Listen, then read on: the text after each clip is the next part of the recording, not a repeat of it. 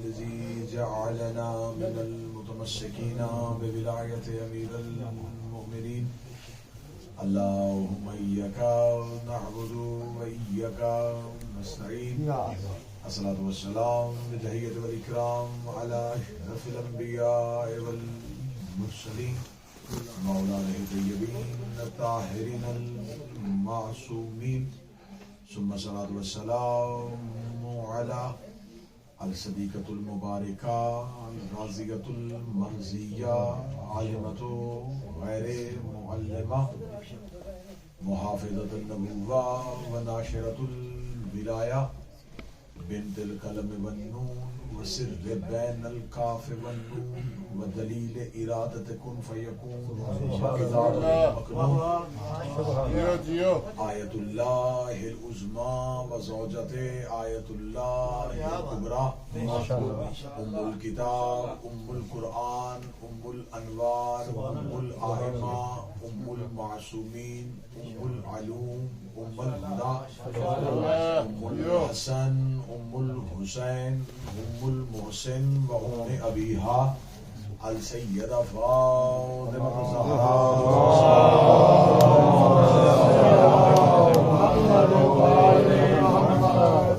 ولعن الله تعالى على آلائهم أجمعين أما بعد فقد قال حق سبحانه تعالى في كتابه المجيد وفرقان الحميد وأصدق الصادقين وقوله الحق بسم الله الرحمن الرحیم انا فتحنا لك فتحا مبین بلند تر صلوات اللهم صل علی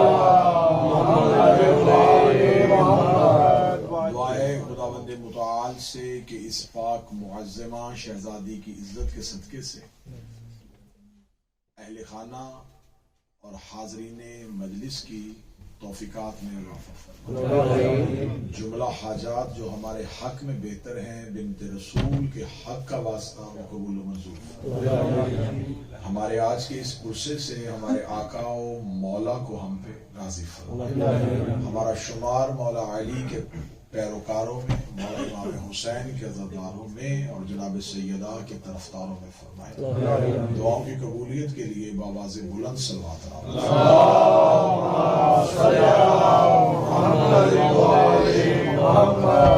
یقیناً آج کی اس مجلس میں موضوع بتانے کی ضرورت نہیں کیونکہ مخصوص ایام کی مجلسیں اسی مخصوص ہستی کے متعلق ہوتی ہیں جن کا وہ دن ہوتا ہے آج کی مجلس مخصوص ہے اس معظمہ شہزادی کے ساتھ جو ملکہ ملک بقا ہیں جو بانی رسم عزا ہیں اس معظمہ شہزادی کی جب بھی تذکرہ کیا جاتا ہے تو منبر سے کچھ آل محمد کے گھر کی ایسی ہستیاں ہیں جن کی ذات مصائب کے اعتبار سے پہچانی جاتی ہے انہی ہستیوں میں سے ایک ہستی فاتح شام شہزادی کی ہے یعنی کہ ان کی سیرت کی زیادہ تر جو روایات بیان کی جاتی ہیں وہ مصائب کی پیرائی میں بیان کی جاتی ہے میں کوشش کروں گا کہ آج کی مجلس مکمل فضائل فاتح شام پر پڑھی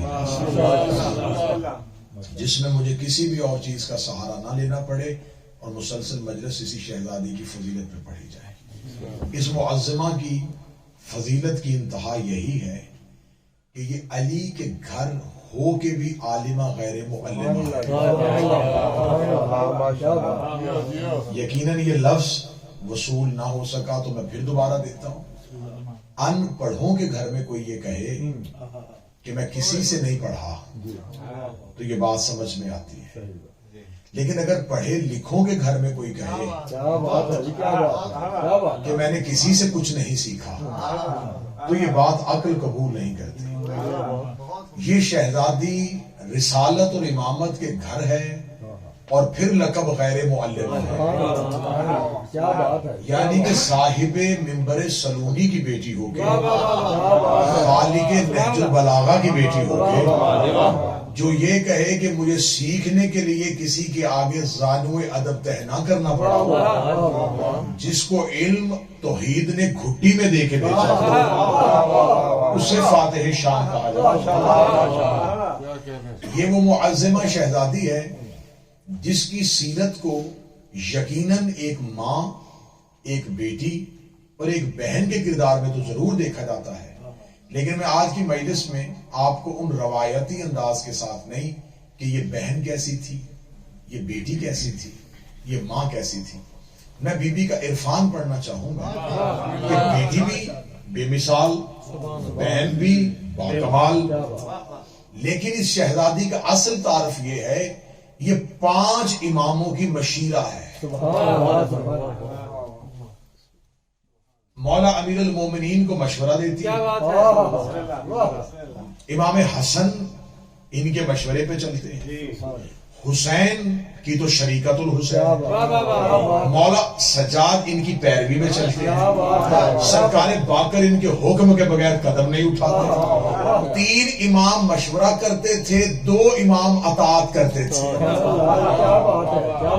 اس بی بی کی کتنی فضیلتیں ہیں کہ حجتیں جس کے ساتھ 5 حجتوں میں ایک وقت میں جس شہزادی کو ہمیشہ اپنی مشیرہ کے طور پہ لیا ہو، وہ میری یہ شہزادی فاتح شام ہے۔ اس بی بی کی سیرت کو شروع کرنے سے پہلے ہمیں یہ بتانا پڑے گا کہ جب اس بی بی کی بات ہوتی ہے تو ایک لفظ کہا جاتا ہے علی کی بہادر بیٹی، یہ لفظ آپ نے اکثر سنا ہوگا، لیکن لفظ کو تبدیل کرنا چاہیے۔ بہادری امیر المومنین کی زبان سے مستور کی خوبی نہیں، خامی ہے۔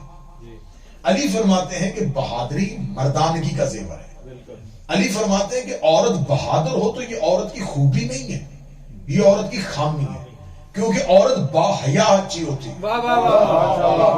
عورت جتنی محفوظ اور تحفظ میں ہو، امیر المومنین فرماتے ہیں وہ بہتر ہے، لیکن عورت باحیا ہوتی ہے، مرد بہادر ہوتا ہے۔ اس شہزادی کے لیے جب بھی لفظ استعمال کیجئے گا، شعراء کرام بیٹھے ہیں، اس بی بی کے لیے علماء مقدمین اور مشہور شعراء جو لفظ استعمال کرتے وہ لفظ شجاع استعمال کرتے ہیں۔ علی کی شجاع بھی، بہادر اور ہے، شجاع اور ہے۔ لفظ دیکھنے میں یہ ایک ہی معنی میں استعمال کیے جا سکتے ہیں، لیکن معنی کی فصاحت میں بڑا فرق ہے۔ بہادر وہ ہے جو خطرہ دیکھ کے میدان میں آئے، شجاع وہ ہے جسے دیکھ کے خطرہ اپنی جگہ چھوڑ دے۔ جو خطرے کو دیکھ کے مقابلے پہ اترے اسے بہادر کہتے ہیں، اور خطرات جس کے سامنے نہ آئیں اسے شجاع کہتے ہیں۔ اس بی بی کی شجاعت بیان کرنے سے پہلے مجھے تاریخ کا ایک پس منظر بیان کرنا پڑے گا تاکہ اس پیرائے میں اس شہزادی کی شجاعت بیان کر سکوں۔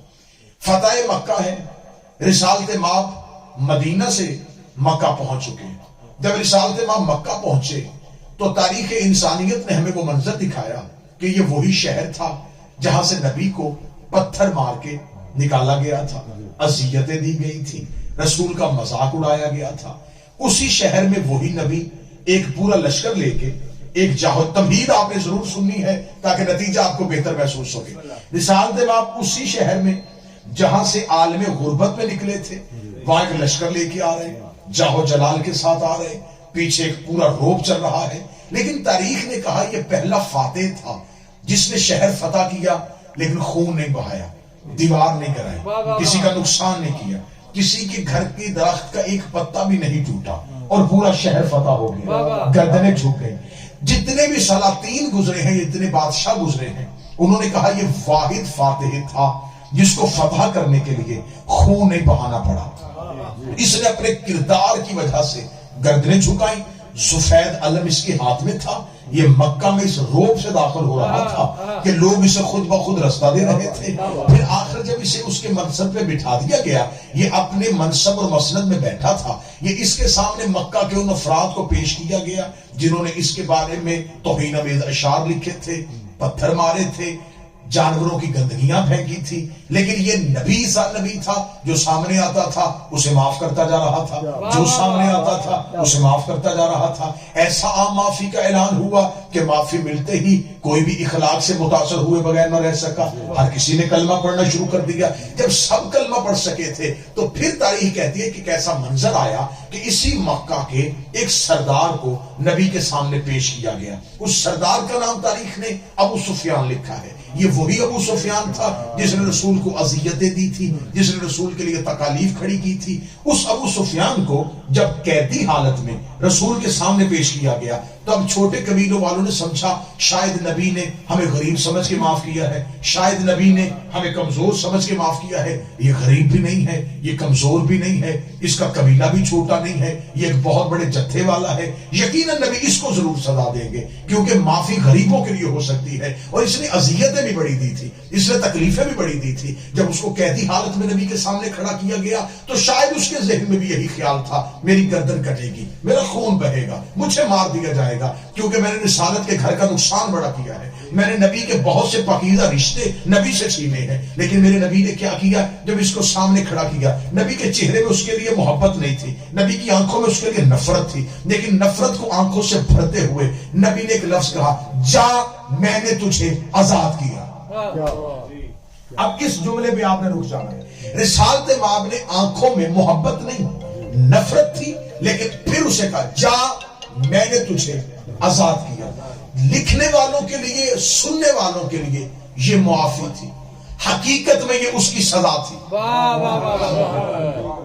हकीकत में ये उसके लिए बहुत बड़ी सजा थी। और वो बाद में ये कहा करता था कि काश फतेह मक्का वाले दिन अब्दुल्ला का बेटा मुझे कत्ल कर देता तो मुझे वो तकलीफ से ना गुजरना पड़ता जो अब रोजाना गुजर रहा हूं, क्योंकि मैंने इस मक्का में सरदार की हैसियत से जिंदगी गुजारी है। अब जिस गली से निकलता हूं लोग कहते ये है वो जिसे मोहम्मद ने माफ किया था, ये है वो जिसे नबी ने आजाद किया, ये है वो जो नबी आजाद कर रहा था। इसने कितनी तकलीफें दी लेकिन अब्दुल्ला के बेटे ने इसे आजाद कर दिया। उसने कहा सारी जिंदगी ये ताना जो था, ये बोझ मुझे जीने नहीं देता था कि मुझे मोहम्मद ने आजाद किया। वो जो एक आम कबीले का फर्द था उसके लिए मुझे कहा जा रहा है इसने आजाद किया था। वो सारी जिंदगी इस बोझ के साए जिंदगी गुजारता रहा।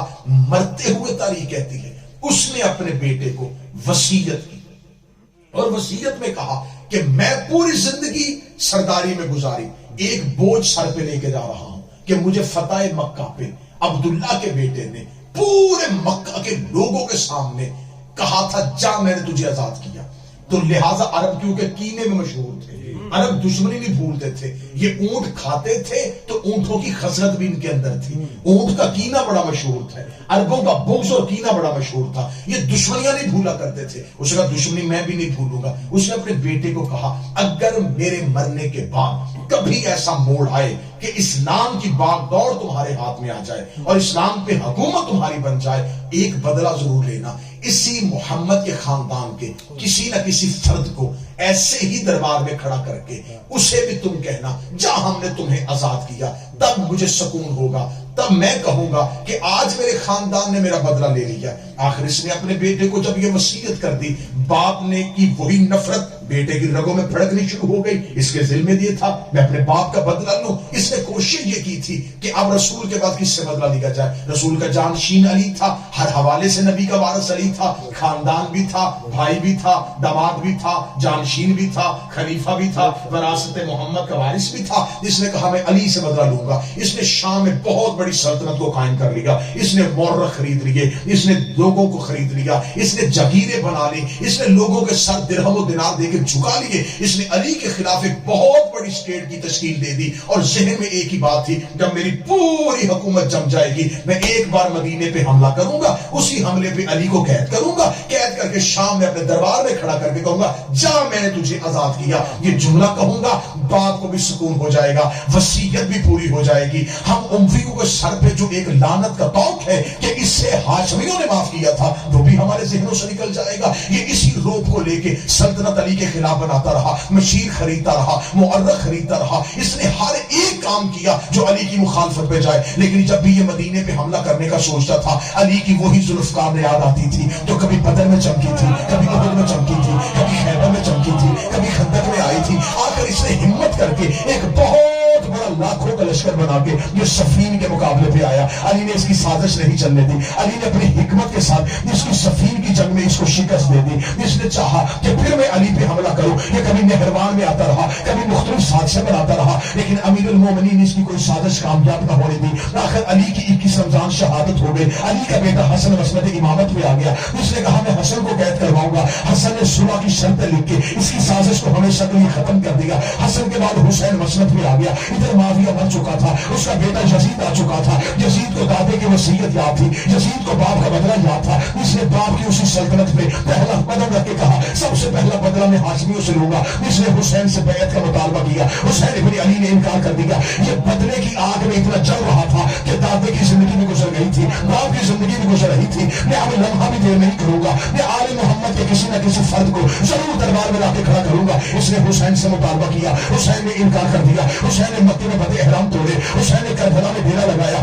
حسین نے کربلا میں بیٹے بھتیجوں کی لاشوں کو قربان کر دیا. حسین نے خاکے شفا میں شہیدہ کر دیا. اس نے قتل حسین کے بعد کہا ایک لمحہ بھی دیر نہ کرنا, حسین کے خاندان میں ایک مرد زندہ رکھنا, اسے ایک بار میرے دربار میں ضرور لے کے آنا تاکہ میں دادے کا بدلہ لوں, تاکہ میں باپ کا بدلہ لوں. اس نے مولا سجاد کو قتل نہیں ہونے دیا. اس نے سجاد کو وہاں سے قید کروایا. سجاد کو قید کروا کے جو سجاد کے قدم شام کی طرف بڑھ رہے تھے, اس کے دل میں وہی امید پیدا ہو رہی تھی دادے کا بدلہ ہوگا, بابے کا بدلہ ہوگا. اب تو سجاد قید ہو گیا. اس نے شام میں اعلان کروا دیا. اس نے یمن کے بندے بلوا لیے. اس نے مصر کے بندے بلوا دیے. اس نے دنیا سے اکٹھا کر لیا. اس نے دنیا کی 3 حصوں سے پوری کی پوری اکثریت اکٹھی کر لی کہ پوری دنیا شام میں اکٹھی ہو. میں ہاشمیوں سے بدلہ لینے لگا ہوں, میں رسول کے خاندان سے بدلہ لینے لگا ہوں. اس نے شام کے بازار سجا دیے. اس نے شام کے دربار سجا دیے. اس نے مشین اکٹھے کر لیے.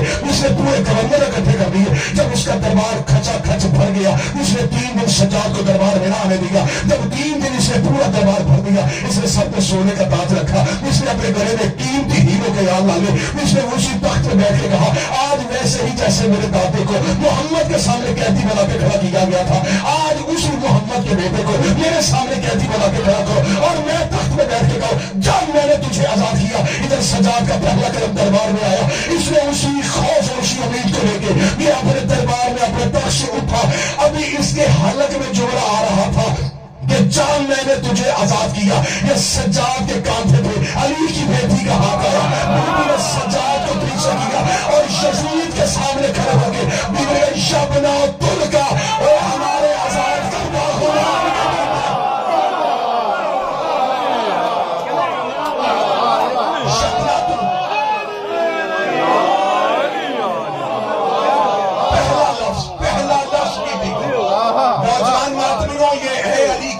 کا پہلا لفظ. جاؤ جا کے آج کے سرچ کرنا. شام میں بی بی دربار میں جو پہلا لفظ بولی شبنت تل, اے ہمارے آزاد کردہ غلام کے بیٹے.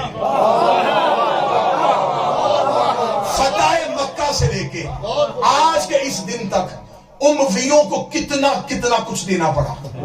اتنے سال لگے تھے لوگوں کے ذہن بدلنے میں کہ لوگوں کے ذہن سے بدر نکال دیں, عہد نکال دیں. انہوں نے 70 سال میں لوگوں کو ایک بالکل نیا اسلام رٹایا تھا جس میں صرف علی کی دشمنی تھی, اہل بیت کی دشمنی تھی. 70 سال حدیثیں جھوٹی گڑی, فتوے لیے گئے, جمعہ کے خطبوں میں ان کے خلاف تقریریں ہوئی. 70 سال کی پوری محنت ایک مقصد میں لگی تھی کہ اہل بیت کی فضیلت بالکل ختم کر کے صرف امویوں کی فضیلت بیان کی جائے. جب اسی بی بی نے دربار میں کہا نا آزاد کردہ غلام کے بیٹے, 70 سال کی محنت میں ایسے پانی پھرا کہ جو مہمان اس نے خود بلائے تھے وہ اس سے پوچھ رہے تھے تیرے دادے کو کس نے آزاد کیا تھا.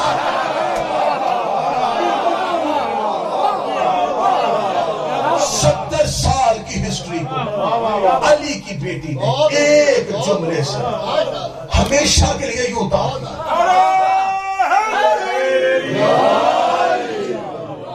سنا شجاع کیوں کہا جاتا ہے, فاتح شام کیوں کہا جاتا ہے, کیوں کہا جاتا ہے شہزادی کو فاتح شام. بی بی نے وہ شام جو نبی سے فتح نہیں ہوا, جو علی فتح نہیں کر سکے. حضرت علی کی میں شام پہ حملہ کروں, شام فتح نہیں ہوا. مولا حسن شام تک نہیں آ سکے, حسین شام تک نہیں پہنچ سکے. آئی تو اکیلی بیٹی. بیوی آگے شام میں کھڑی ہوئی. بیوی نے پہلا لفظ کہا یبنۃ القا، اے ہمارے آزاد کردہ غلام کے بیٹے. لوگوں نے ایک دوسرے جنہیں مکہ یاد ہی نہیں تھا، جنہوں نے فتح مکہ پڑھی نہیں تھی، سنی نہیں تھی، انہوں نے پوچھا کس نے کس کو آزاد کیا تھا، کس نے کس کو آزاد کیا تھا. اب یزید کے چہرے پہ موت کی زردی آئی. علی کی بیٹی باپ کے لہجے میں بولی. لفظ بالکل کوئی نیا ہو تو مجھے ٹوک دینا کہ آج سے پہلے ممبر سے نہیں سنا. باتیں پرانی سنوں گا، نتیجے نئے دوں گا. ساری زندگی تم نے سنا کہ بی بی بولی تھی شام میں باپ کے لہجے میں. اب صدر میں دن لگا وہ سن کر نا سجاد بھائی، علی کا لہجہ دو ہی ہستیوں نے لیا تھا. شام میں راج میں توحید نے لیا تھا، شام میں علی کی بیٹی نے لیا ہے. بات نہیں ہے تو بے شک یہ بات سے بڑھ کے ممبر سے اٹھا دینا. شام میں راج میں اللہ علی کے لہجے میں بولا تھا، یا دربار شام میں زینب علی کے لہجے میں بولی. اب دونوں میں سے ایک بات ہے، یا پردے میں زینب ہو رہی تھی یا دربار میں توحید ہو رہی تھی.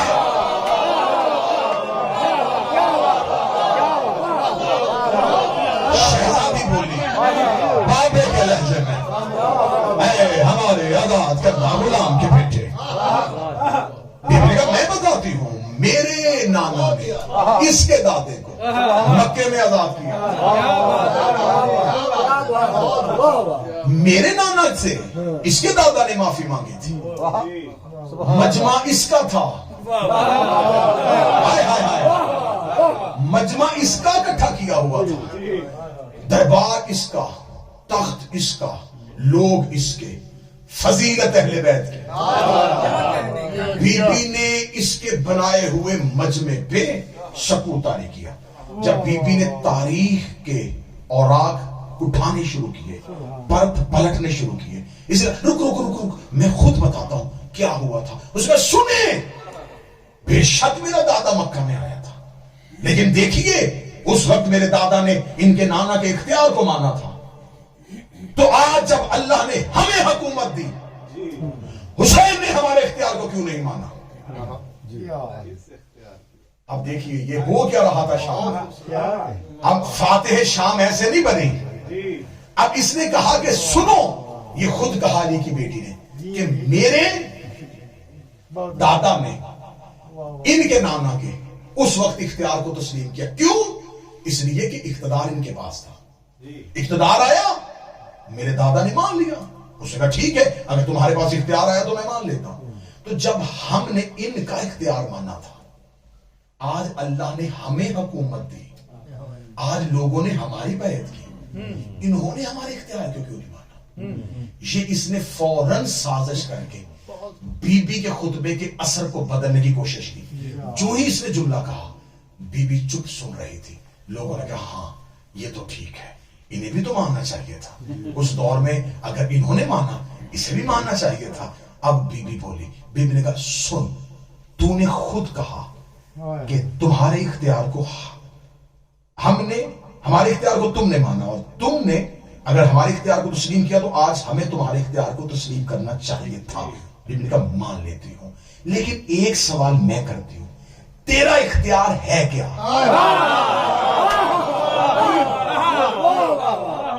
کون سا وہ اختیار تھا جو ہمیں تسلیم کرنا چاہیے تھا؟ اس علی کی بیٹی، کروڑوں نے میری بیعت کر لی. کوفہ میرے پاس، بصرہ میرے پاس، مصر میرے پاس، یمن میرے پاس، ہر جگہ پہ میری حکومت. تم نے کیوں نہیں میری حکومت کو مانا؟ میں نے کہا کون سی حکومت ہے تیری؟ کہنے لگا میری سلطنت کا رقبہ دیکھ، میں تجھے بتاؤں میری سلطنت کہاں پہ ہے. اس نے کیونکہ اب وقت بہت کم ہے اور مجھے بہت زیادہ پڑھنا ہے، اس نے اپنی سلطنت کے صوبے گنوانے شروع کیے. یہ صوبہ بھی میرے پاس، یہ صوبہ بھی میرے پاس، خراسان میرے پاس، یمن میرے پاس، مصر میرے پاس، فلاں جگہ میرا گورنر، فلاں پہ میرا گورنر، فلاں جگہ میرا فلاں گورنر، اتنا لشکر وہاں پہ، اتنا لشکر وہاں پہ، اتنا لشکر وہاں پہ. پورے دربار میں جب اس نے اپنی سلطنت بولی، لوگ ڈر گئے. بڑی سلطنت ہے، بہت بڑا رقبہ ہے، اتنی بڑی حکومت ہے، انہیں مان لینی چاہیے تھی. بی بی نے کہا اچھا، تو نے اپنی سلطنت گنوا دی، تو نے صوبے گنوائے، میں چپ رہی. تو نے شہر گنوائے، میں چپ رہی. تو نے لشکر بنائے، میں چپ رہی. اگر اب تو کہے میں بھی تجھے اپنی سلطنت بتاؤں، میں بھی مجھے اپنا دائرہ اختیار بتاؤ. بی بی نے کہا میں دائرہ اختیار سنانا چاہتی ہوں, لیکن میں دائرہ اختیار بتانے سے پہلے تمہیں صرف اتنی بات بتانا چاہتی ہوں. تیرے دربار میں اتنا رش ہے, اتنا شور ہے, اتنا شور ہے کہ آواز نہیں سنائی دے رہی. ایسے کر, تیرے دربار میں جو گھوڑا سوار گھوڑوں میں بیٹھے ہیں نا, انہیں کہہ تھوڑی دیر کے لیے اپنے گھوڑوں سے کہیں کہ سموں کو روکے. میں بات سمجھاؤں گا, جلدی سے چلوں. حیوان کی فطرت کیا ہے؟ گھوڑا حیوان ہے, اس کی اوپر سواری کرو, مسخر کر لو, اسے روکو, موڑو, یہ آپ کے کنٹرول میں. لیکن جب اس کو روک لیا جائے, کہیں کھڑا کیا جائے, تو اس کی فطرت ہے کہ وہ اپنے پاؤں اٹھاتا ہے, مارتا ہے. وہ اپنے چاروں سم سکوت کے ساتھ ٹھہرا ہی نہیں سکتا. بلکہ یہاں تک ہے حیوانات کو سمجھنے والے کہ اگر گھوڑا چاروں سم مسلسل زمین پہ رو کے رکھے تو سمجھو بیمار ہے, اس کی زندگی کے دن کم ہو رہے ہیں. فطرت ہے صحت مند گھوڑے کی کہ وہ پاؤں اٹھاتا رکھتا ہے. بگڑے یہ اٹھا رکھ رہے ہیں, سموں کا شور ہو رہا ہے, ان کے سموں کو روکو. چل وہ نہیں کر سکتا, تیرے دربار میں یہ اونٹ کرے. اونٹ کی فطرت کیا ہے؟ یہ اپنی گردن کو نہیں گردنوں میں ہے گھنٹیاں, یہ گھنٹیاں شور کر رہی ہیں. گھنٹیاں نہ روک, گردنیں روک. سمجھنا, بی بی سلطنت کیا بتانے لگی؟ یہ بھی بتا رہی تھی کہ یہ وقتی طور پہ گھوڑے پہ حاکمیت کرنے والے سپاہی کو تو قابو کر سکتا ہے, گھوڑے کی فطرت کو تو قابو نہیں کر سکتا. اس کی اقتدار یہ ہے کہ اس کی حکومت میں سپاہی ہے, ہماری حکومت میں فطرت ہے. یہ اس سپاہی سے کہہ سکتا ہے کہ گھوڑا باہر نہیں جا, گھوڑے سے اترا, گھوڑے سے نہیں کہہ سکتا کہ سم روک. یہ سوار سے کہہ سکتا ہے کہ اونٹ باہر لے جا, اونٹ سے نہیں کہہ سکتا گردن کو. بی بی نے کہا یہ تو بڑے بڑے روشن دان ہیں نا تیرے دربار میں, ان میں سے بہت تیز ہوا آ رہی ہے, تھوڑی دیر کے لیے جوہی علی کی بیٹی نے جملے کہے, یہ اس نے ایک بار سنا, لوگوں نے دوسرے کی آنکھوں کو دیکھا, کیا کہہ رہی ہے یہ بی بی؟ گھوڑا سم روکے گا, اونٹ گردن روکے گا, روشن دان سے ہوا کون روکے گا؟ اس نے جب لوگوں کے چہرے پہ ہلکی سی مسکراہٹ دیکھی, کہکا مار کے یہ ہے اہل بیت, یہ ہے خاندان اہل بیت, اس طرح کی یہ باتیں کرتے. اب مجھے بتاؤ یہ سب کچھ کون کر سکتا ہے؟ جب پورے دربار میں ہر طرف سے کہکے لگنے شروع ہوئے, بی بی نے ایک بار اتنا کہنا تھا, کتابیں کہتی ہیں جس گھوڑے نے سم اٹھایا تھا اسے رکھا نہیں, جس اونٹ کی گردن ہلی تھی اس کی واپس نہیں ہوئی, جس مرد کی آنکھ کھلی تھی اس کی بند نہیں ہوئی, جس کے ناک کے نتنے سے سانس نکلا تھا اس کا واپس نہیں آیا. جہاں نبی تھا وہیں رک گیا, جہاں دل کی دھڑکن تھی وہیں رک گئی, جہاں ہوا تھی نبی کی وہیں رک گئی. ایسے پورے دربار میں سناٹا طاری ہوا. اب یہاں میں اپنا جملہ پڑھتا, مجمع چپ ہو جاتا, مجھے حسین کی بہن کی قسم مجھے دکھ رہا ہوتا. میں جملہ پڑھ رہا ہوں اپنے پانچویں بادشاہ کا, داد مجھے نہیں دینی, خراج اپنے پانچویں مولا کو دینا ہے. میرے مولا باقر نے اس منظر کو اپنے خطبے میں پڑھا. میرے مولا کہتے دربار شام میں ہماری ماں ایسے بول رہی تھی جیسے بتوں کے جھرمٹ میں کعبہ بول رہا.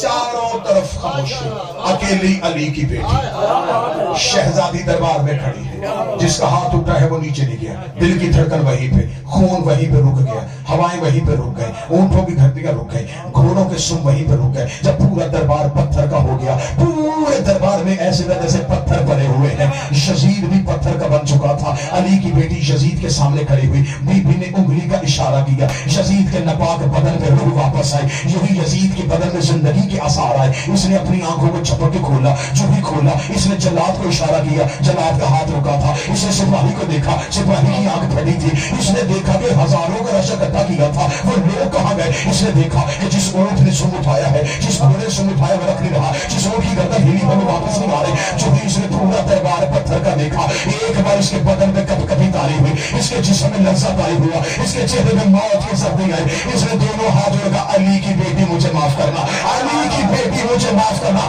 اب جملہ سننا شہزادی کا اگلا. بی بی اس کے تخت کے سامنے کھڑی ہوئی, اب بتا قیدی تو ہے یا ہم تو نے ہمیں قید کیا ہے یا ہم نے تجھے قید کیا. اب بتا ہم نے تیرے اختیار کو نہیں مانا یا تو نے ہمارے اختیار کو نہیں مانا. بیوی نے کہا سن میں پڑھتی ہوں اپنے گھر کا شجرا. ایسا خطبہ دیا, وقت ہوتا ایسا خطبہ دیا دیواریں ہل گئی. پہلے اللہ کی حمد بیان کی, ایسے اللہ کی حمد بیان کی کہ یہاں پہ سہل نامی ایک صحابی ہے جو سفین میں علی کے ساتھ, آنکھ پہ تیر لگنے کی وجہ سے آنکھ کی بینائی چلی گئی تھی, پھر منتقل ہو گیا تھا دمشق اور یہاں پر دربار میں کھڑا تھا. یہ کہتا ہے جب بی بی توحید پڑھ رہی تھی, اب سہل کی روایت پڑھنے لگا, سہل کہتا ہے میں نے علی کی بیٹی سے توحید جب سنی تو ایسے لگ رہا تھا اللہ پڑھ نہیں رہی توحید دکھا رہی ہے. ایسی اللہ کی ہم بیان کر رہی تھی, ایسی اللہ کی ثنا بیان کر رہی تھی. اس کے بعد اپنے نانا رسول کی عظمت بیان کی, پھر اپنے باپ علی کی ولایت کو بیان کیا, پھر حسین کے جاہ و جلال کو بیان کیا. مجمع اکٹھا اس نے کیا تھا, تقریر بی بی کر گئی. میں نے پہلے کہا تھا کہ کیونکہ مجلس میں پڑھوں گا صرف عرفان سیدہ پہ, عرفان فاتح شام. بے شک بی بی کا بے مثال کردار ہے بہن ہونے کی حیثیت سے, کیونکہ ہمارے پاس معرفت ناقص ہونے کی وجہ سے ہم یہ پڑھتے ہیں کہ بی بی نے بطور بہن بہت اچھا کردار ادا کیا, بطور بیٹی بہت اچھا کردار ادا کیا, بطور ماں بہت اچھا کردار ادا کیا. میں یہاں لفظ کہنا چاہوں گا, کاش میری قوم اس شہزادی کی عظمت کو اس انداز سے پڑھے کہ شب عاشور میں نے کہا تھا کہ میں کوئی بات, ورنہ کئی نئی باتیں میری آنکھوں کے سامنے کھل رہی ہیں کہ یہ بھی کی جائے یہ بھی کی جائے, لیکن اس لیے نہیں کروں گا شائبہ واقع نہ ہو جائے کہ یہ پہلے تو کبھی نہیں سنا, انہوں نے پہلی دفعہ کہاں سے پڑھ دیا. تو میں بات پرانی کروں گا, نتیجہ آپ سے نیا لینے لگا ہوں. آپ نے علماء کرام سے شب عاشور سنا ہے کہ مولا حسین نے رات کو حصوں میں تقسیم کی, سنا یا نہیں سنا؟ تائید کریں گے نا میری. ایک حصہ اپنے اصحاب کے لیے جس میں اپنے ناصرین سے خطاب, دوسرا حصہ اپنے خاندان کے افراد کے لیے جس میں اپنے خاندان کے افراد سے خطاب کیا, ایک حصہ عبادت پروردگار کے لیے جس میں صرف اللہ سے مناجات کی. علماء کہتے ایک حصہ رات میں ایسا آیا جو صرف مولا حسین اور عالیہ بی بی یہ دونوں تنہا بیٹھے, صرف اس میں کوئی ہاشمیوں کا دوسرا فرد نہیں تھا. رات کا ایک بالکل بیتتا ہوا لمحہ جب 10 محرم کی سورج کو طلوع ہونا باقی تھا, مولا امام حسین نے ایک حصہ صرف عالیہ کے ساتھ تنہائی میں گزارا. اب اس حصے کو میں پڑھنے لگا, اس حصے میں بھائی بہن کے ساتھ وقت نہیں گزار رہا, لیکن انہوں نے لکھا اور یقیناً یہی لکھنا چاہیے تھا کہ بھائی اور بہن الوداعی ملاقات کر رہے تھے. امام امینہ امامت کو مولا حسین عزت عطا فرمائے, ایک یا دو بندے عرفان سننے والے مل جائیں تو کھولوں کہ عرفان کیا تھا. اس شہزادی کی زیارت میں جملہ پڑھا جاتا ہے السلام علیکہ یا امینۃ الامامت, اے امامت کی امانت کی حفاظت کرنے والے. اب اس لفظ کو ذہن میں رکھنا, امینۃ الامامت پہ پوری مجلس نہیں اشنے پڑھے جا سکتے ہیں. کون سی امامت والی امانت تھی؟ ابو طالب تھے امین رسالت, اللہ نے رسول والی امامت ابو طالب کی گود میں. کربلا کے بعد اگلی امامت کی جو امینہ بنی وہ بنی علی کی بیٹی. میں نے کہا تھا بالکل نیا عرفان پڑھوں گا. اب ایک بات میں نے مصائب کے پرائے میں ایک پڑھی, آپ نے تائید کی کہ ہم نے یہ حصے سنے ہیں. میں نے وجہ بتائی کہ مولا نے امینہ امامت کے حوالے اسرار امامت کی ہے. اب آپ مجھ پہ سوال کریں کہ اسرار امامت تو اگلے امام سجاد تھے, اسرار امامت مولا سجاد کے حوالے کرنے تھے. علی کی بیٹی کے حوالے وہ تو امام نہیں تھی, اسرار امامت حوالے کیوں کی؟ سنیے، آپ کو مصائب میں بتایا جاتا ہے کہ مولا سید الساجدین وقت شہادت حسین غش کی حالت میں تھے. میں نئی بات تو نہیں کر رہا.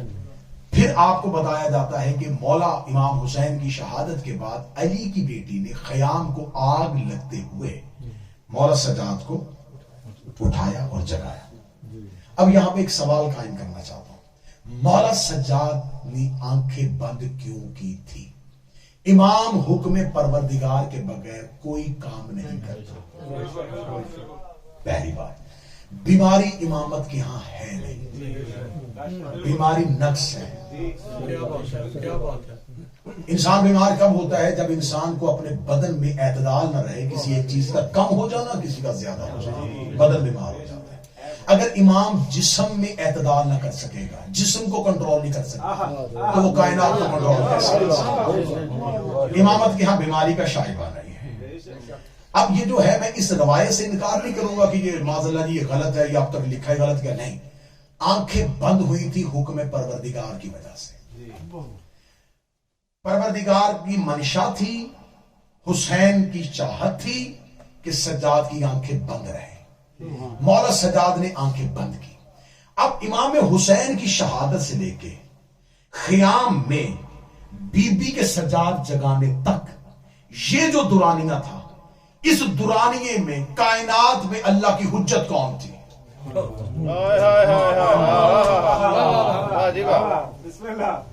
اب یہ باتیں داد نہیں، اب یہ عرفان والی باتیں ہیں. اور پروردگار کہتا ہے کہ زمین ایک لمحے کے لیے حجت سے خالی ہو جائے تو برباد ہو جائے.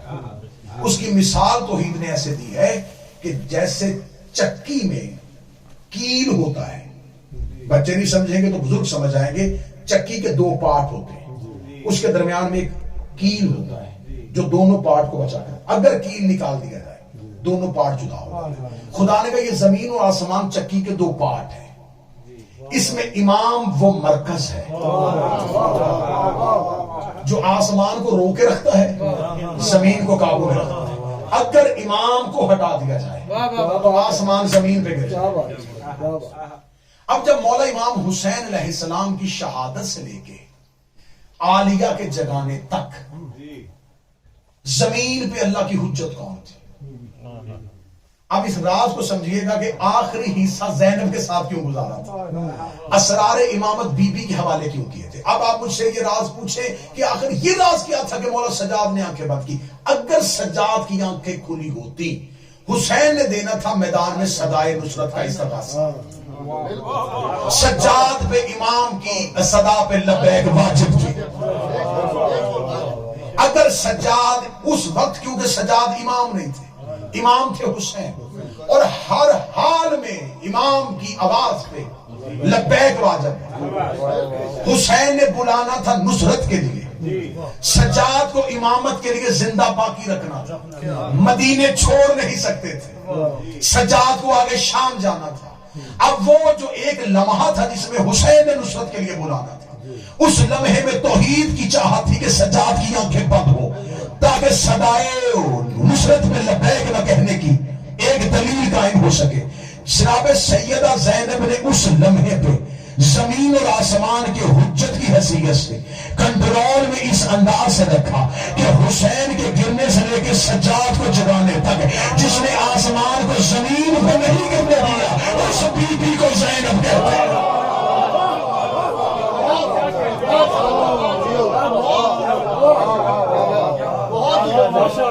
اور ذرا دیکھیے گا، ذرا عرفان دیکھیے گا کہ پہلے حجت کی حیثیت سے خود موجود رہی، لیکن جو ہی سجاد کو اٹھا لیا آنکھیں کھل گئی تو اب اتنی بڑی منصب پہ فائز ہونے والی بی بی سجاد سے پوچھے بتائیں خیمے میں رہنا ہے؟ کاش کوئی بندہ ان جملوں کو سمجھتا. بی بی نے پہلے حجت کی حیثیت سے حسین کو بھیج کے زمین و آسمان کے کنٹرول کو سنبھالا، اور جو ہی سجاد نے آنکھیں کھولی بی بی نے شریعت کا پہلا مسئلہ پوچھ کے زمانے کو بتا دیا. اتنی بڑی ذمہ داری کے بعد جب امام آ جائے پھر اپنا علم سامنے لے جاتا ہے. اگر امام موجود ہو تو امام کے ہوتے ہوئے اتنے بڑے منصب پہ فائز بی بی یہ نہیں کہہ رہی کہ ان سجاد باہر چلے، کہہ رہی ہے بتا سجاد کہاں جائے. سن رہے جناب؟ پھر آپ کو کیونکہ مجھے بی بی کے جتنے فضائل نکالنے ہیں مصائب میں سے نکالنے. پھر آپ نے اگلا جملہ بھی نیا سنا. میں نے کہا کہ میں کوئی جملہ نیا نہیں پڑھوں گا ورنہ ہزاروں باتیں کھل رہی ہیں کہ یہ بھی نہیں پڑھی جائے، یہ بھی نہیں پڑھی جائے. پھر آپ نے یہ جملہ بھی بار بار سنا. مولا سید الساجدین کو خیام سے باہر کون لے کے آیا تھا؟ اس میں کوئی دوسری رائے تو نہیں ہے، سنی ہوئی ہے نا جی؟ بتا دے یار، بہت پڑے گا. بی بی لے کے آئی تھی. یہ مولا سید الساجدین جو بازار شام تک خود چل کے گئے تھے، خیام سے بی بی کو لے کے آئے. یہ پھپھی بھتیجا نہیں لا رہی. مولا سجاد بحیثیت امام تھے. اب صدر پڑھو. امام کا بوجھ سوائے امام کے کوئی اٹھا نہیں سکتا.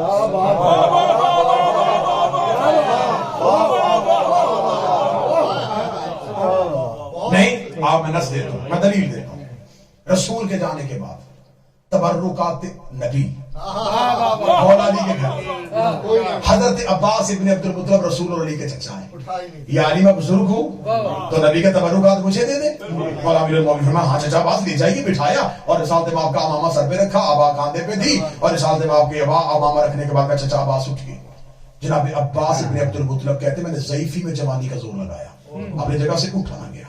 میں نے کہا کیا رکھ دیا تو نے میرے اوپر، مجھ سے یہ بوجھ اٹھایا نہیں جاتا. مولا نے حسن بچپن کا تھا اسے بلایا، امامہ حسن کے سر پہ رکھا، ابا حسن کو پہنا، حسن نے چلنا شروع کیا. فرمایا حسین قریب آ، حسین کے امامہ سر پہ رکھا، حسین کو آبادی، حسین نے چلنا شروع کیا. جناب عباس نے کہا جو بوجھ میں نے نہیں اٹھایا تیرے بچوں نے کیسے اٹھا لیا؟ فرمایا یہ نبوت کا بوجھ ہے، امامت کے سوا کوئی اٹھایا نہیں. پہلی دلیل. اس سے آگے جاؤ. فتح مکہ پہ جب رسول نے خانہ کعبہ کو بتوں سے پاک کیا، اس رسول نے حکم پروردگار کے تحت اپنے شانوں کو جھکایا اور فرمایا علی میرے کاندھوں پہ.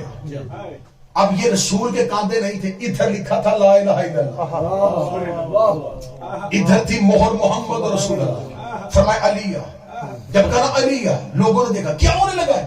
فرمایا علی میرے شانوں پہ کھڑا، یہ بتوں کو. یا رسول اللہ پیچھے علی آئے.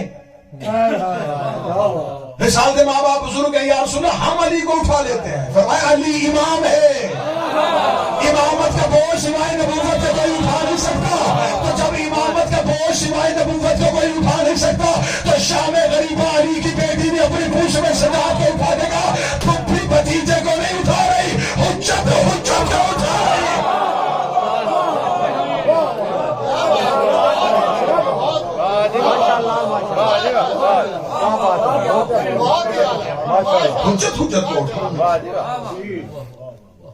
اب شہزادی جب جلے ہوئے خیمے سے نکل رہی ہے، کیونکہ میں نے کہا مصائب میں فضائل سننے کا، جب جلے ہوئے خیمے سے نکلی ہے تو اب کیونکہ اس سے پہلے تک بی بی کا کردار اور تھا.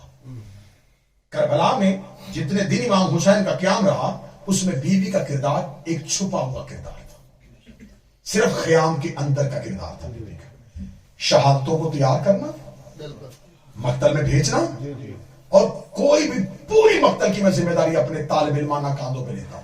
کوئی بھی مقتل میں جانے سے پہلے بی بی کے اذن کے بغیر خیمے سے نہیں نکلا.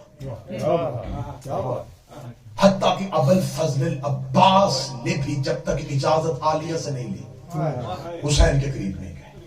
ہر ایک نے پہلے عالیہ سے اجازت پھر حسین سے. اگر یہاں پہ رکتا تو یہاں بھی بہت راز تھا.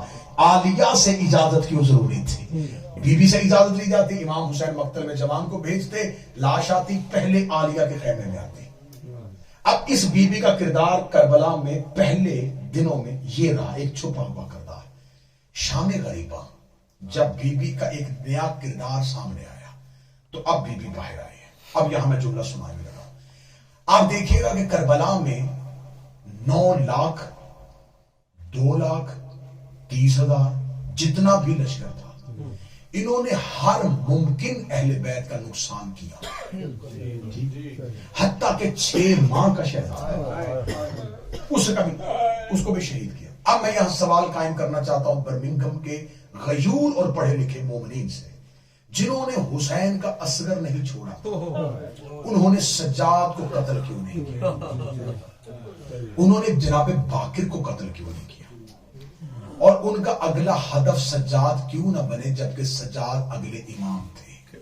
اگر وہ نسل امامت کو قتل کرنا چاہتے تھے تو وہ اہمیت سجاد سے واقف تھے، انہیں پتا تھا کہ قتل حسین کے بعد امامت قتل نہیں ہو رہی، امامت تب قتل ہوگی کہ اگلے دو نسل کے امام ساتھ موجود ہیں، دونوں کو اگر شہید کر دیا جائے امامت منقطع ہو جائے گی، اس کے بعد پھر ہم صرف اپنی خلافت چلائیں گے۔ بہت آسان ہدف تھا، کیوں نہیں اس ہدف کو پورا کیا؟ ڈر گئے تھے تو پھر حسین کو کیوں قتل کیا؟ ڈر گئے تھے تو عباس کو قتل کیوں کیا؟ ڈر سامنے نہیں تھا کہ انہیں کوئی اور خوف نہیں تھا، ایک خوف تھا۔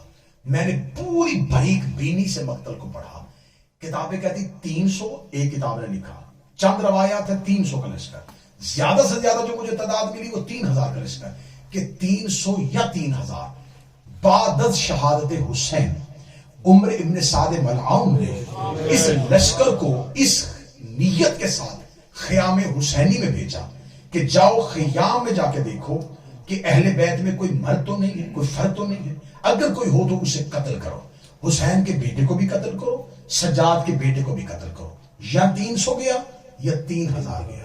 یہ تو خیام میں آپ کو سنایا جاتا ہے شام غریباں کہ فوج خیموں میں داخل ہوئی، تو خیام میں کیوں داخل ہوئی تھی؟ خیام میں کوئی قیمتی مال نہیں تھا، خیام جل چکے تھے، اور جلے ہوئے گھر میں کوئی داخل نہیں ہوتا، اس لیے کہ جلے ہوئے گھر میں جو بھی ہو وہ بھی جل جاتا۔ تو جلانے کے بعد خیام میں داخل ہونا مال کا لالچ نہیں تھا، مال کا لالچ ہوتا تو خیام تو جل چکے تھے، پینے کے لیے تو پانی نہیں تھا، کھانے کے لیے سامان نہیں تھا، تو پھر اس قافلے میں اس غربت کی حالت میں ان جلے ہوئے خیام کے اندر فوج کا جانا یہ سوالیہ نشان پیدا کر رہا ہے کہ کس لالچ کے ساتھ گئی تھی، کیونکہ مستورات تو ساری باہر نکل چکی تھی، بچے تو خیام سے باہر آ گئے تھے، یہ گئے تھے ہدف سجاد کو بنا کے۔ ان کا ہدف تھا کہ اب حسین نہیں ہے، اب اکبر نہیں ہے، اب عباس نہیں ہے، نسل امامت کو یہیں پہ منقطع کر دیں گے اور شام میں جا کے کہیں گے اب تمہارے لیے آسانی ہی آسانی ہے، اب مدینے میں سے کوئی اہل بیت کا فرد ہم نے زندہ نہیں چھوڑا۔ جو ہی یہ خیام میں گئے تو ان کو یہ تھا کہ اب سجاد کو کون بچائے گا، لیکن جلے ہوئے خیمے میں علی کی بیٹی ہے، بی بی نے خیام میں آتے ہی سجاد کی کلائی پہ ہاتھ رکھا۔ اب قاتل خود روایت کرتے ہیں کہ بی بی نے ہماری طرف دیکھا، اگر کسی ایک تلوار کو بھی سجاد کی طرف بڑھایا تو میں آسمان کو زمین پہ پھینک دوں گی۔ وہ کہتے ہیں یہ صرف بی بی نے زبان سے نہیں کہا تھا، 3000 ڈر کے خیام سے دور بھاگا۔ وہ کہتے ہیں صرف زینب بول نہیں رہی تھی، ہم نے زینب کے ہاتھوں پہ آسمان دیکھ لیا تھا، صرف بول نہیں رہی تھی، جو ہاتھ پہ آسمان کو رکھ کے جیسے ایک برتن رکھا ہو ایسے آسمان کو اٹھایا اور کہہ رہی تھی میں زمین پہ مار دوں۔ یہ روب مجھے ایک بار مدینے میں کتابوں میں ملا، جب مولا علی کو گلے میں رسی ڈال کے لے کے جا رہے تھے۔ تو اب سنیے گا، یہاں بھی فضائل سنیے گا۔ شہزادی سیدۃ النساء بڑی بی بی نے جب بی بی نے دیکھا نا کہ کوئی بس نہیں چل رہا تو اس وقت بی بی نے یہی جملہ کہا تھا، اگر تم نے علی کی گلے سے رسی نہ نکالی میں آسمان زمین پہ پھینک دوں گی۔ جناب سلمان محمدی کہتے ہیں کہ میں نے اپنی آنکھوں سے مسجد نبوی کی دیواریں اتنی بلند ہوتی دیکھی کہ تیز رفتار گھوڑا نیچے سے گزر سکتا تھا۔ جب مسجد نبوی کی دیواریں اٹھنی شروع ہوئی اور تارے ٹوٹنے شروع ہوئے اور آسمان پہ حرکت پیدا ہوئی اور کعبے کی دیواروں نے کعبے کی چھت کو ہلانا شروع کیا، جو ہی جنہوں نے علی کے گلے میں رسی ڈالی تھی انہوں نے اٹھتی ہوئی مسجد دیکھی، گرتے ہوئے تارے دیکھے، یوں منظر دیکھا، انہوں نے علی کے گلے سے رسی نکال دی۔ محمد کی بیٹی نے مدینے میں اس علی کو بچایا تھا، اور علی کی بیٹی نے کربلا میں اس علی کو بچایا۔ اور پھر یہاں کتابوں نے لکھا قید کر کے کربلا سے شام لے کے جا رہے تھے، نہ میں جملہ بدلتا ہوں، قاتلوں کو گھیر کے ان کے گھروں میں واپس لے کے جا رہے تھے۔ بی بی کو پیچھے ہٹنا چاہیے تھا مدینے کی طرف، بی بی بڑھ رہی تھی شام کی طرف، حسین نیت کیا لے کے چلے تھے مدینہ سے، اور مولا حسین نے کیا کہا تھا؟ مولا حسین نے کہا تھا مجھے رستہ دو، میں کوفے جانا چاہتا ہوں۔ اس کا مطلب نیت حسین کوفہ تھی۔ اگر تو علی کی بیٹی مدینہ کربلا سے واپس چلے جاتے، آج مورخ لکھ دیتا یزید جیت گیا، کیونکہ اہل بیت نے کربلا میں اپنا پروگرام در سے بدل دیا۔ بی بی نے پروگرام نہیں بدلا، بی بی نے کہا حسین چاہتے تھے کوفے، چلو قاتلوں میں کوفے آ رہی ہو۔ اس انداز میں زینب سننا، اس انداز میں زینب پڑھنا کہ قاتل لے کے نہیں جا رہے تھے، قاتل پچھلے قدموں سے ہٹ رہے تھے اور علی کی بیٹی بڑھ رہی تھی۔ پہلے کوفہ کے بازاروں میں گئے، وہاں علی ولی اللہ منوایا، وہاں حسین منوایا، چلتی چلتی قاتل کے گھر گئے، وہاں پہنچی جہاں علی پہنچنا چاہتے تھے، وہاں پہنچی جہاں حسن پہنچنا چاہتے تھے، وہاں پہنچی جہاں حسین پہنچنا چاہتے تھے۔ پھر مسلسل 1 سال اس لیے شام میں بیٹھی رہی کہ ابھی شام فتح نہیں ہوا، اٹھی اس وقت جب دیواریں بول پڑی کہ حسین حق پہ تھا۔ یہ جو آدھی رات کو سپاہی بھیج کے مولا سجاد کو دربار میں بلاتا تھا، یہ پیشی نہیں تھی، ڈر گیا تھا یزید۔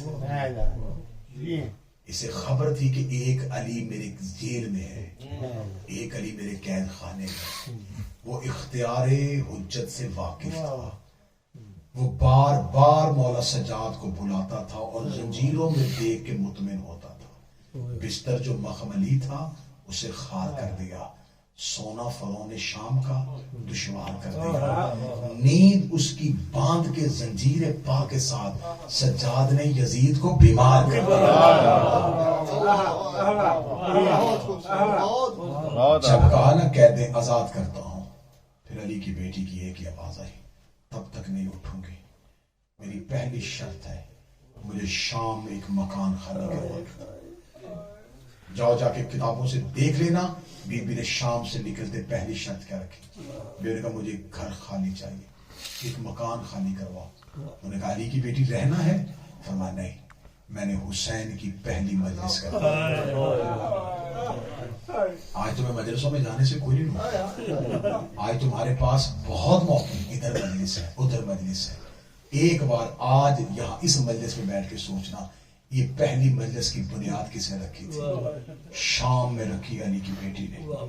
فرمایا مجھے ایک مکان خالی کروا کے دو، میں حسین کی مجلس برپا کرنا چاہتی ہوں۔ شام کا گھر خالی ہوا، کہا شام کی عورتوں کو کہو کہ مجھے ملنے کے لیے آئے۔ شام کی عورتیں آج گئی، جب شام کی عورتیں گئیں تو آج انہوں نے پہلی بار ایک علیحدہ زینب کو دیکھا۔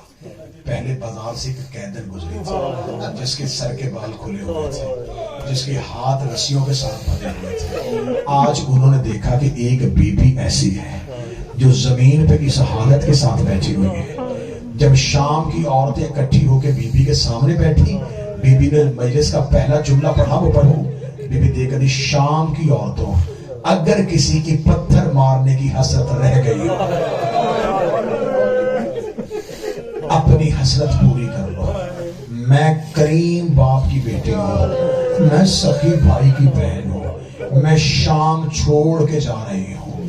اے شام کی عورتوں، میں تمہیں بتانا چاہتی ہوں، نبوت ہمارے گھر میں اتری تھی، جبریل ہمارے دروازے پہ رکا تھا، آیتیں ہمارے گھر میں آئی تھی، میرا باغی نہیں میرا نمازی مارا گیا تھا۔ کتابیں کہتی بی بی کی مجلس تمام ہونے سے پہلے آدھی عورتوں نے دیواروں پہ سر مارنے شروع کیے، پیٹ پیٹ کے کہتی محمد کی بیٹی ہمیں معاف کر دے، ہمیں تو بتایا گیا تھا کوئی باغی کی بہن آئی ہے، ہمیں تو بتایا گیا تھا کہ کوئی قیدن ایسی آئی ہے جس کا بھائی نماز نہیں پڑھتا تھا۔ لیکن روز کہتی شام کی عورتیں معافی نہ مانگو، زینب ایک بار مدینے جا رہی ہے لیکن میں دوبارہ پھر شام آؤں گی، میں رہوں گی تمہارے ملک میں، میں رہوں گی تمہارے شہر میں، لیکن ایک وعدہ کرو، جب میں یہاں آ کے دوبارہ ہمیشہ کے لیے رہ جاؤں، شام کی عورتوں میری قبر پہ آیا کرنا، میری قبر پہ آ کے میرے حسین کا ماتم کیا کرنا۔ آج بھی نہ بھائیوں کے پاس، نہ بابا کے پاس، نہ قبر مدینے بنی، نہ کربلا بنی، शाम में अकेली बैठी है अली की बेटी। जो मातमी अज़ादार गए वो मेरी ताईद करेंगे, जब अरबाइन शाम में हुआ करता था, क्योंकि भाइयों के पुरसे बहनों को दिए जाते हैं। अली की बेटी की हसरतें थी, मेरा मौला शाम की जियारत आसान हो जाए, दोबारा मातमी वैसे ही जाए बीबी की जरी पे और बीबी को जाके भाई का पुरसा दे। बस मैं बड़ी जल्दी खत्म करने लगा हूँ। मदीने से चली तो बतूल थी, मक्के में आई जानशीने रसूल बन गई, करबला में 8 दिन हसन बनी रही, शाम गरीबा की 1 रात अब्बास बन गई, फिर करबला से 11 मुहर्रम को निकली तो अली बन गई, करबला से कूफा आई, कूफा से शाम आई, 72 बाजार, 144 गलियां, 36 शहर, 288 मोड़, 9 बार शराबी के दरबार में पेशी, 1 साल बगैर छत वाला जिंदान। बीबी तब दोबारा शाम से रिहा हुई तो मदीने गई, मदीने से कैद होके फिर शाम आई, 6666 मील नंगे पांव नंगे सर सफर करके 15 रजब को शाम की पहाड़ी पे आके रो के कहती मेरे अल्लाह अब ज़ैनब भाग गई, मेरे अल्लाह तेरा दीन बच गया, मुझे मां कहने वाला कोई ना बचा। आज की मजलिस में मैं मिन्नत करूंगा, अगर कोई सैयद बैठा हो तो तुम जरूर हाय कहना। आज सैयद जरूर रोते हुए घरों को जाना, क्योंकि हुसैन का कातिल रवायत करता है, वो कहता है शाम गरीबा हर लाश पे कोई मस्तूर रो रही थी, मैंने 2 ऐसी लाशें देखी जिन पे कोई रोने वाला नहीं था। शिमरे मलाउन कहता है मैं हुसैन के सजाद के पास गया, मैंने जाके कहा हुसैन का बेटा क्या इन बच्चों की मां मर गई है, इनकी लाश पे रोने वाला कोई नहीं। सजाद लोग कहते ये मेरी फुप्पी ज़ैनब के बच्चे हैं। फरमाया तेरी फुप्पी कहाँ है? फरमाया वो सिर्फ हुसैन को रो रही है, जिसने सारी जिंदगी सिर्फ हुसैन को रोया, आज उसकी मजलिस है। आज सैयदा की ज़हरा की सारी औलाद ज़ैनब को रोना। बस मैं बड़ी जल्दी खत्म करना चाहूंगा, शहादत पढ़ूंगा मोमिनीन के जिगर फट जाएंगे, ज़ैनब का शाम में गुजरना पढ़ूंगा तुम्हारे जिगर फट जाएंगे। मैं कैसे पढ़ूं कि कैसे गुजरी शाम के बाजार से। मैं फिर ऐसे ही खतीब आले मोहम्मद अज़हर ज़ैदी का जुमला पढ़ देता हूँ, गुजरी नहीं गुजारी गई थी, गुजरी नहीं गुजारी गई थी, दरबार में आई नहीं लाई गई थी, आखिर बीवी शाम से रिहा हो गई जब मदीने पहुंची। बस ये मंजर सुन लेना और इसी में मजलिस तमाम हो जाएगी। जब बीबी वापस मदीने पहुंची, मदीने को बाहर से देखा, यहाँ पर अक्सर ज़ाकिरीन पढ़ देते हैं। बीबी ने पूछा सजाद ये कौन सा शहर है? नहीं, भूलने वाली माँ की बेटी नहीं, आलिमा गैर मुअल्लिमा, जानती थी मदीना है, लेकिन अगर जुमला वो पढ़ दिया जाए तो तारीख में है तो इसमें भी बड़ा मुसाहिब है। बीबी देख रही सजाद ये मदीना है? हाँ माँ ये मदीना है। बीबी रो कहती पहली बार बाहर से देखा। जब मैं 28 रजब को गई थी तो अब्बास के पहरे में गई थी। सजाद में मदीने की बैरूनी दीवारों से वाकिफ नहीं, सजाद मैंने जिंदगी में कभी मदीना बाहर से नहीं देखा। अच्छा ये है मेरे नाना का मदीना?